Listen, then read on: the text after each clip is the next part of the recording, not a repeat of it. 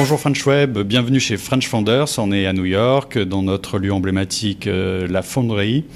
Donc, je m'appelle Vincent Deruel, j'ai créé French Founders il y a maintenant 2 ans et demi avec Benoît Buridan. On a lancé ça depuis New York et on s'est étendu dans le monde entier depuis. Alors c'est parti d'un constat assez simple, hein. C'est l'économie mondiale, il y a 3 ans, vivait des nouveaux enjeux, de nouvelles dispositions qui nous amenaient à aller sur l'économie du partage, la mise en réseau, la communauté devenait clé. Et on se disait qu'il y avait un lac important dans la communauté française, en voyant des entrepreneurs français arriver aux États-Unis, qui n'avaient pas les bonnes connexions, qui attaquaient un peu le marché en silo. Et du coup, on s'est dit, la clé, c'est de les connecter aux bons entrepreneurs francophones qui sont déjà installés, ou des corporates, qui sont des gens clés dans des structures qui ont la clé pour décider, engager des budgets. Et du coup, on a créé French Founders, connecter les entrepreneurs et les C-level de corporate pour permettre de dynamiser le business de manière internationale. Donc la communauté a vite grandi aux États-Unis, puisqu'on est arrivé rapidement à plus de 300, 400 sur New York, 250 membres sur San Francisco. Et comme il y a un système de réseau et de cooptation, on s'est agrandi en Europe.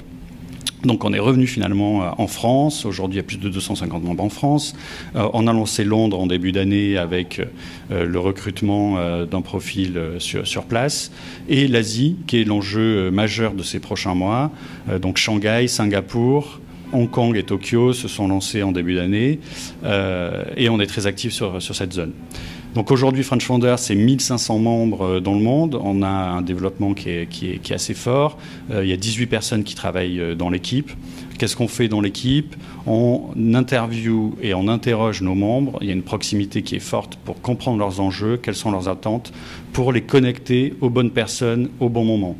Donc c'est connaître l'intensité du networking à un moment clé de sa vie professionnelle. Évidemment, on n'a pas le même besoin quand on arrive sur une nouvelle zone internationale ou si on est là depuis 25 ans. Nous, l'enjeu, c'est de savoir où vous en êtes. Vous êtes un entrepreneur, vous n'avez pas de temps à perdre, vous avez des enjeux qui sont importants.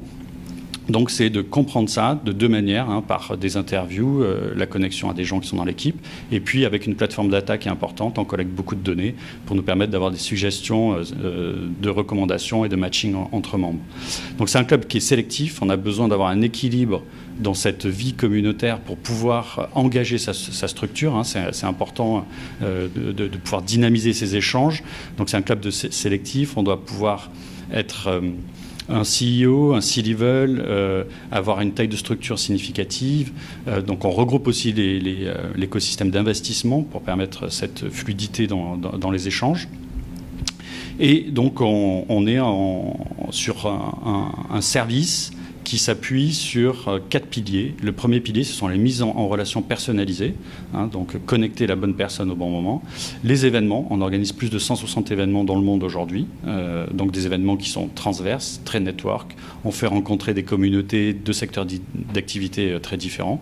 Et puis des événements verticaux qui permettent d'approfondir des sujets. Ça peut être le luxe à New York, ça peut être la tech à San Francisco, le retail à Shanghai, le e-commerce à Singapour. Et là, on a des sachants. Par exemple, on peut avoir Pierre Pognant, qui est un de nos membres, qui vient de faire une opération avec Alibaba, valorisée à plus d'1 milliard, qui vient témoigner dans un dîner. Donc c'est très confiné. On peut avoir des échanges qui sont très forts avec lui. Il y a 30 membres qui participent à ce dîner.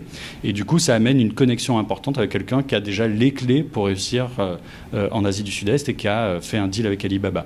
On peut avoir un événement où on va avoir David Gurley de Symfony qui va nous expliquer comment en 11 mois, il a levé 180 millions auprès de Goldman Sachs dans la FinTech et qui veut résoudre une niche qui est très mal connue et on a du mal à connaître ces profils-là. David Gurley, il est aux États-Unis depuis qu'il a 18 ans et il n'est pas dans le scope de ce qu'on a l'habitude de voir en France. Et c'est vraiment ça, la fondation de French Founders, de connecter ces profils qui ont des réussites à l'international, qui ont aussi des échecs, hein, pour les partager et permettre aux autres entrepreneurs qui sont dans la phase d'internationalisation de franchir ces étapes clés et de développer son business de manière cohérente et structurée.